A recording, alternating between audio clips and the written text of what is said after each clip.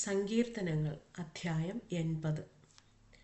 ആട്ടിൻകൂട്ടത്തെപ്പോലെ യോസഫിനെ നടത്തുന്നവനായി ഇസ്രായേലിൻ്റെ ഇടയനായുള്ളവേ ചെവിക്കൊള്ളണമേ. കെരൂബുകളിന്മേൽ അധിവസിക്കുന്നവനെ പ്രകാശിക്കണമേ. എഫ്രയീമും ബെന്യാമീനും മനശ്ശെയും കാൺകെ നിന്റെ വീര്യബലം ഉണർത്തി ഞങ്ങളുടെ രക്ഷയ്ക്കായി വരേണമേ.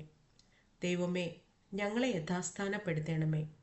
ഞങ്ങൾ രക്ഷപ്പെടേണ്ടതിന് തിരുമുഖം പ്രകാശിപ്പിക്കണമേ. സൈന്യങ്ങളുടെ ദൈവമായ യഹോവേ, നീ നിന്റെ ജനത്തിൻ്റെ പ്രാർത്ഥനയ്ക്ക് നേരെ എത്രത്തോളം കോപിക്കും. നീ അവർക്ക് കണ്ണുനീരിൻ്റെ അപ്പം തിന്മാൻ കൊടുത്തിരിക്കുന്നു. അനവധി കണ്ണുനീർ അവർക്ക് കുടിപ്പാനും കൊടുത്തിരിക്കുന്നു. നീ ഞങ്ങളെ ഞങ്ങളുടെ അയൽക്കാർക്ക് വഴക്കാക്കി തീർക്കുന്നു. ഞങ്ങളുടെ ശത്രുക്കൾ തമ്മിൽ പറഞ്ഞു പരിഹസിക്കുന്നു. സൈന്യങ്ങളുടെ ദൈവമേ, ഞങ്ങളെ യഥാസ്ഥാനപ്പെടുത്തണമേ. ഞങ്ങൾ രക്ഷപ്പെടേണ്ടതിന് തിരുമുഖം പ്രകാശിപ്പിക്കണമേ. നീ മിസ്രയീമിൽ നിന്ന് ഒരു മുന്തിരിവള്ളി കൊണ്ടുവന്നു. ജാതികളെ നീക്കിക്കളഞ്ഞ് അതിനെ നട്ടു. നീ അതിനെ തടമെടുത്തു. അത് വേരൂന്നി ദേശത്ത് പടർന്നു. അതിൻ്റെ നിഴൽ കൊണ്ട് പർവ്വതങ്ങൾ മൂടിയിരുന്നു. അതിൻ്റെ കൊമ്പുകൾ ദിവ്യ ദേവദാരുക്കൾ പോലെയും ആയിരുന്നു. അത് കൊമ്പുകളെ സമുദ്രം വരെയും ചില്ലികളെ നദി വരെയും നീട്ടിയിരുന്നു.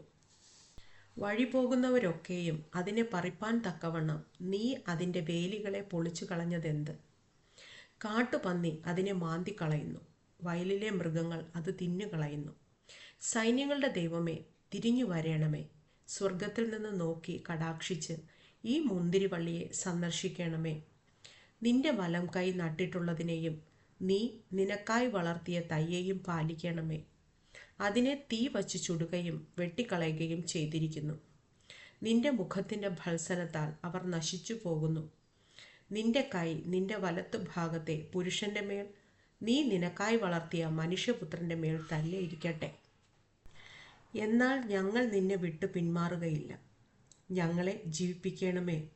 എന്നാൽ ഞങ്ങൾ നിന്റെ നാമത്തെ വിളിച്ചപേക്ഷിക്കും. സൈന്യങ്ങളുടെ ദൈവമായ യഹോവേ, ഞങ്ങളെ യഥാസ്ഥാനപ്പെടുത്തണമേ. ഞങ്ങൾ രക്ഷപ്പെടേണ്ടതിന് തിരുമുഖം പ്രകാശിപ്പിക്കണമേ.